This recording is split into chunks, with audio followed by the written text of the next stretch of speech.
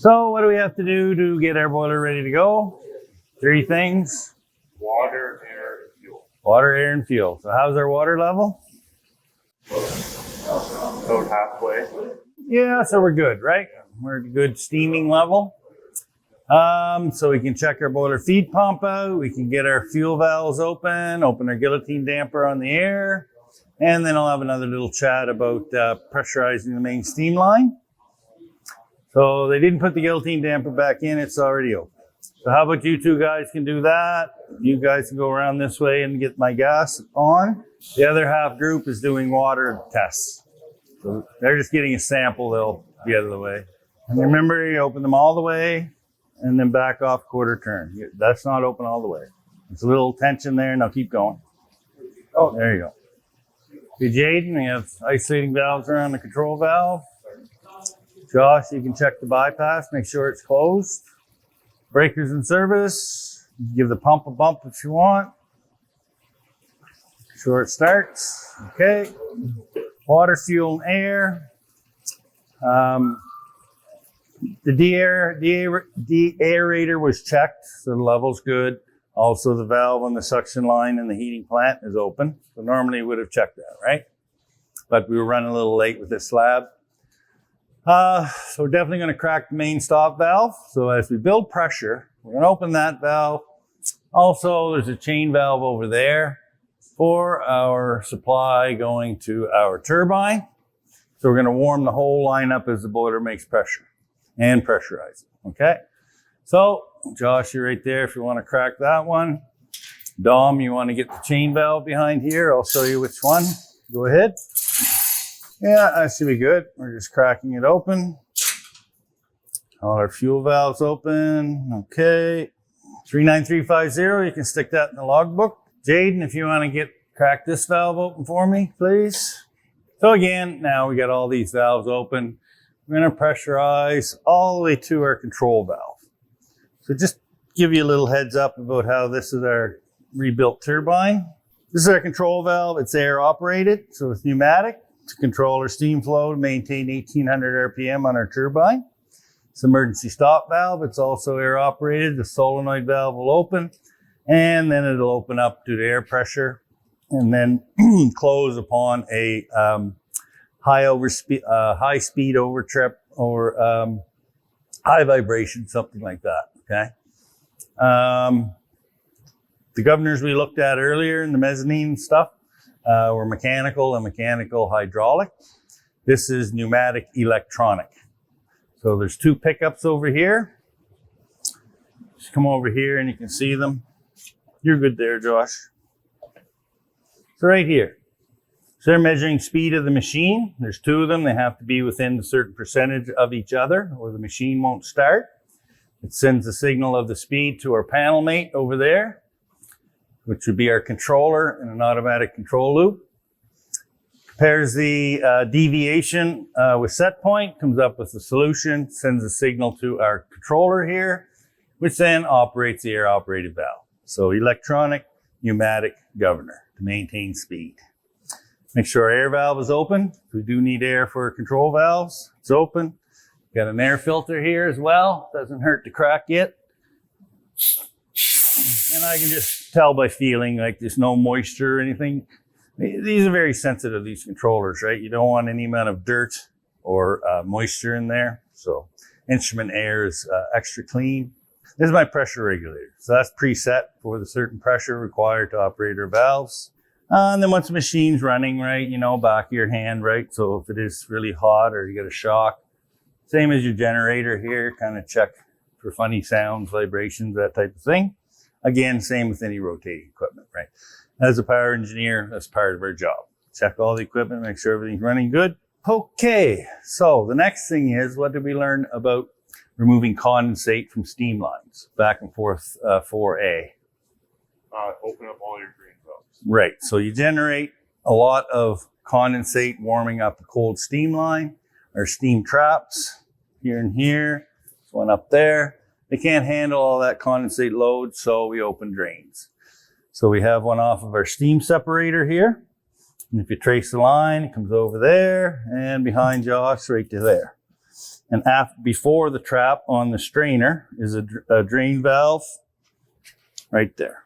Bottom valve there. Off the vertical steam line, again, that's where water will collect. And then if you look down and trace it, just down here, over to here, it comes up to this trap. So we're going to open the drain right there. So it might be hot, you might need a glove, but if not, you can crack it open. There you go. Couple 3 turns. The system's all pretty hot from the first lab, so it won't be, so that's fine. And then the bottom one as well.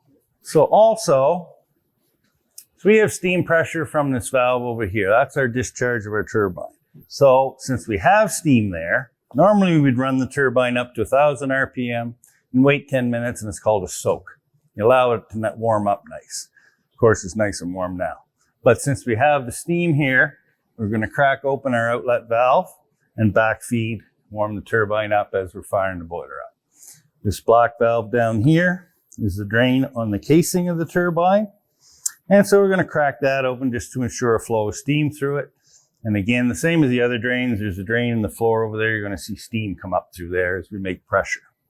Once we're about 20 pounds or so boiler pressure, we should be, the trap should be able to handle the condensate, then we can close our valves. So if you just want to crack this valve open, just crack it. Oh, it's already open. So you get 10 pounds of pressure. So we can crack open the drain on the casing. So our vents open, we have water, we have fuel, we have air. Whoever wants the honors can hit the switch. Did you guys freeze? Okay. The fan damper backing off. There's a solenoid valve open, there it opens. Lit off the pilot, and then you'll hear the main open up, or main fuel burner. There it is. So somebody can look at the flame, make sure it's blue with yellow tips. Yeah, just a little. Okay, that's good. So as you can see, our boiler was nice and hot, so we're already blowing steam. How come we have that vent open? Get out. Take off all of it. Remove air, right? You don't want air in there, you only want steam. So once we get about 5 pounds, I'll change the screen here. We're already at 4 pounds. You got the gloves and the safety, you're all prepared. So that's good there, Josh. You want to shut that valve.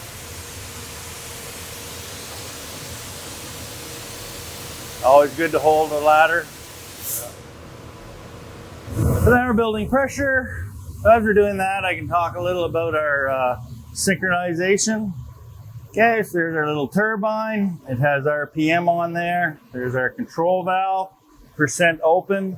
And there's the kilowatt output of our generator, or alternator for AC generator, right? And here we have DC volts for field amps. Remember from your electrical theory, that means? It's been a while ago. Yeah. So it's your magnetic field, okay? So this is just same as what our generator is, but a little smaller. So there's our rotor. We apply direct current through slip rings to energize all the windings in the rotor to set up our magnetic field. So now you get a magnetic field. You can use a prime mover like a turbine or gas turbine, car engine for your alternator in your car, same idea. You rotate that within the stator. Magnetic lines of flux connect with the conductors, the wires in the stator, and that's Faraday's law, right? If a magnetic field moves within a conductor, an electromotive force is generated, which is voltage. Change the world. So that's the basic alternator theory. And that's what we're doing right there. And then your electricity, your AC will come off, leads off of your stator, and that's what we're going to show our kilowatts on here. Okay. So this is a power plant. Exact same thing I worked with in my career, just in a bigger scale. So when we do the transfer, we do the synchronizing, what we're doing is our alternating current, right? Voltage, time, 1 cycle per second is a hertz. North America, we run at 60 cycles per second, 60 hertz. So if this solid line is our bus, power coming into the college, and that's the alternating current, this is direct. And then we got to line up our voltages with our voltage regulator once we're up to speed. But if this represents our generator, we're out of sync. They aren't lined up. So that's what you do when you synchronize. You're lining up these sine waves, basically. And then once you're at midnight, you hit the transfer switch. And if everything's just right where it has to be, it will close in. Now our generator's supplying all the power in this room. Boiler feed pump, all the lighting, and then I can start some fans on the roof, and you'll see the load increase on your generator.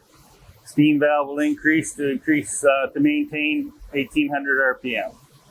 So we got some pressure going pretty good there. So we can close those drains off our traps now.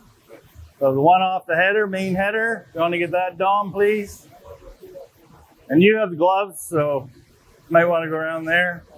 Might as well open that. Logan, wide open. Oh, good. Okay. Dom, you want to get the main stop valve, chain valve right here. Open it up wide, then back a little bit. You want to get the chain valve around back here. For 40 pounds, we got a few minutes before we get full pressure. Probably can get our boiler feed pump going if you want to start it. Then it'll say start, and you kind of have to hold your finger on it. You can't just go like that. Touch screen, right? And then you'll see the valve start to open up.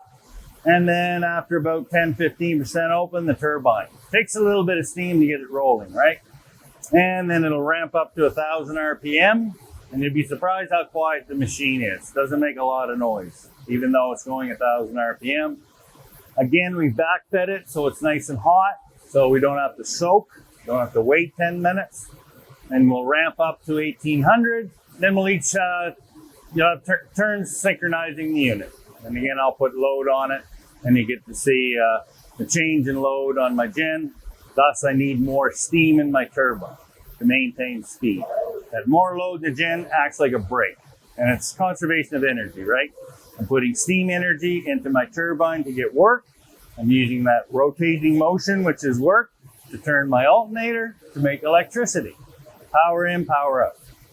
Big unit I worked at, minimum load, about 150,000 pounds an hour of steam at 15 megawatts. 60 megawatts, about 550,000 pounds an hour of steam. Machine's still going 3,600 RPM, not going any faster. But because that extra load on the generator, I need more work to maintain speed. That's that transfer work into electricity. Okay, start. Okay, there's my set point, 1,000 RPM. There's my control valve opening up. And she'll be open, quite a bit. So about, where do we got here? So right up to 40% before it had enough juice to get that turbine rolling. So we're already at 300 RPM. Again, if we didn't have the steam to backfeed to warm it, then we would have waited. But since we had that, we can go right on up. So auto speed through rated, go ahead. So again, it doesn't hurt to do your little checks, eh? Bearings.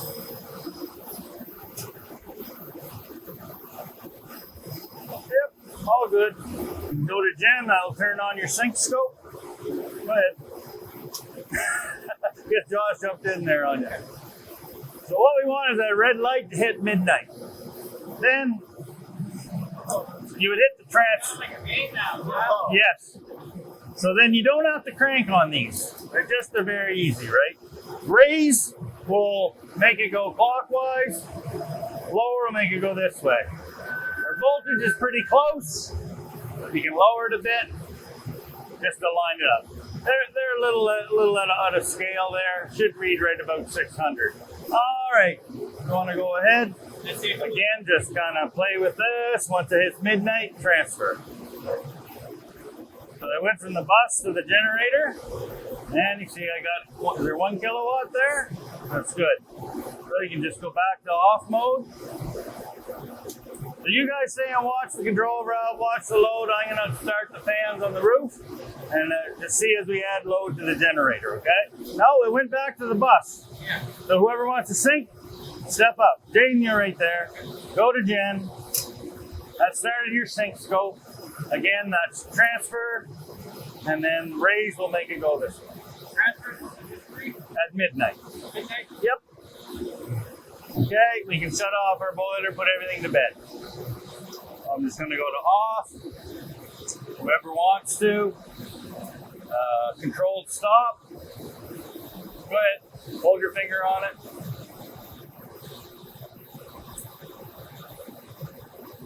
There we go. And you see the control valve start to throttle in.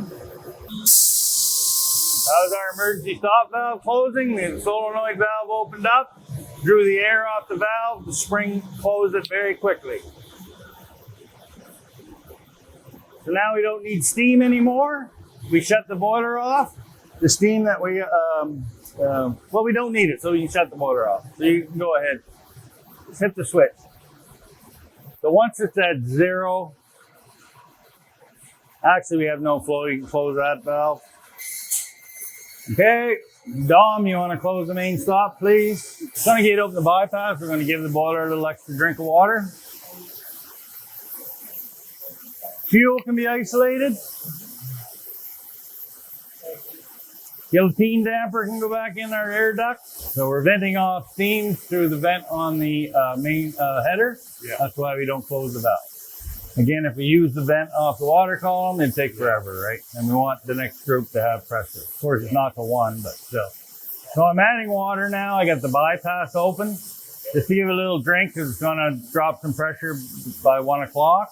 And to help kill the pressure too, right? Relatively cold water. And we're getting a little swell, right? And what causes that? Oh, right. So we're lowering pressure in the drum. Some flashes of steam. You get a bunch of steam bubbles. Gives you a false indication of high level. Close the recirc valves. You're going to need those.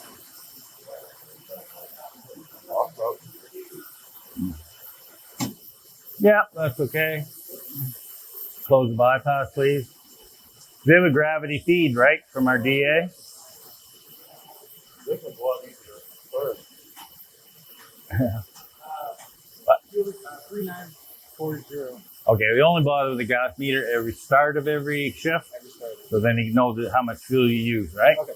So you can close these valves. Little low in sulfite, so I'll add some sulfite. C&M alk are back up. Boiler log is considered a legal document. If something happens, equipment gets damaged or worse, people,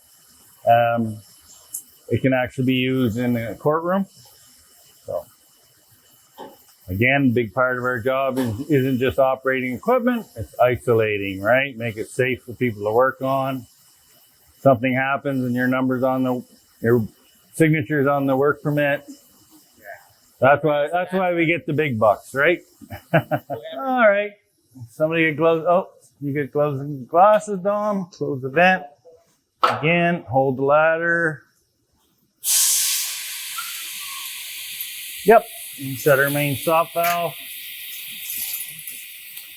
And once you get that shut, the other chain valve, the drain off the vent, and close that. Or sorry, open it.